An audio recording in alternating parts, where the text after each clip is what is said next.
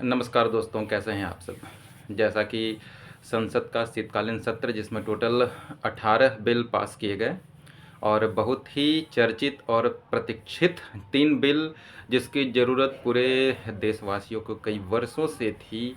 मेरे ख्याल से जो कि पहले प्रधानमंत्री के कार्यकाल में ही पास हो जाना चाहिए था और 15वें प्रधानमंत्री के कार्यकाल में इसे पास कराया गया। वो है आपका भारतीय न्याय संहिता 2023 जो कि इंडियन पिनल कोड 1860 को रिप्लेस कर रहा है। इसके अलावा भारतीय नागरिक सुरक्षा संहिता है जो कि CRPC 1973 को रिप्लेस कर रहा है और इंडियन एविडेंस एक्ट जिसे हटाकर आने वाले समय में भारतीय साक्ष्य अधिनियम 2023 को लागू किया जाएगा जिसे पास किया गया है। तो आइए समझते हैं। सबसे ज़रूरी बात यह है कि कहीं न कहीं एक ब्रिटिश मानसिकता से, ब्रिटिश जो लिटिगेशन कल्चर है उससे हमें निकलना था। बस निकलने में यही है कि 75 साल लगे।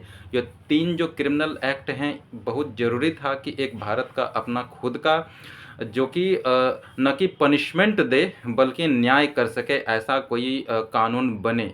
और स्पेशली अभी जो बिल पास किए गए हैं लोकसभा से, उम्मीद है कि बहुत जल्दी राज्यसभा से भी पास हो जाएगा।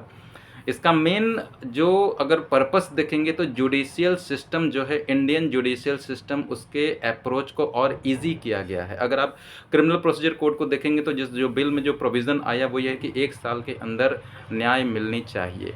सेडेशन लॉ जो राजद्रोह का जो आपका ऑफेंस लगता था उसे हटा के देशद्रोह का ऑफेंस, एक्शन अगेंस्ट इंडिया ना कि एक्शन अगेंस्ट गवर्नमेंट।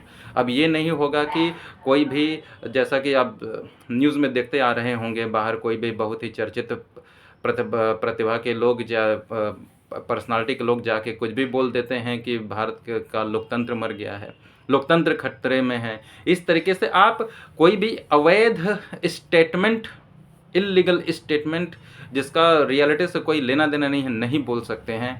और दूसरी सबसे ज़रूरी बात है कि जैसा कि मैंने इंडियन पिनल कोड को रिप्लेस करके जो आपके भारतीय न्याय संहिता जो बन रही है उसमें सबसे एक महत्वपूर्ण जो chapter women and child offences against women and child को लेके एक पूरा चैप्टर दिया गया है, वो आया है।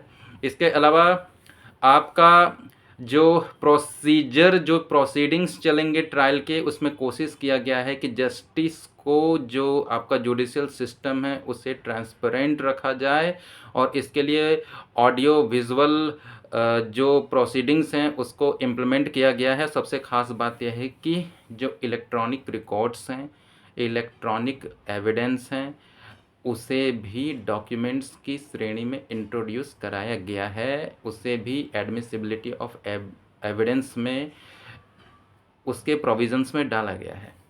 और भी बहुत सारी चीज़ें हैं। सबसे ख़ास बात है कि इंडियन पिनल कोड में जो प्रोफेशनल डॉक्टर्स हैं, जो प्रोफेशन अपना प्रैक्टिस करते हैं, उनको भी एक इम्यूनिटी, एक सिक्योरिटी दी गई है। क्योंकि पहले कई बार हो जाता था डॉक्टर एक अच्छे गुड फेथ में इलाज तो करते थे लेकिन पेशेंट मर जाते थे तो उसको एक मर्डर की तरफ से देखा जाता था कई बार, और 2 साल की सज़ा भी हो जाती थी। तो इसे भी हटाया गया है। प्रोफेशनल डॉक्टर्स को भी एक इम्यूनिटी, एक सिक्योरिटी दी गई है।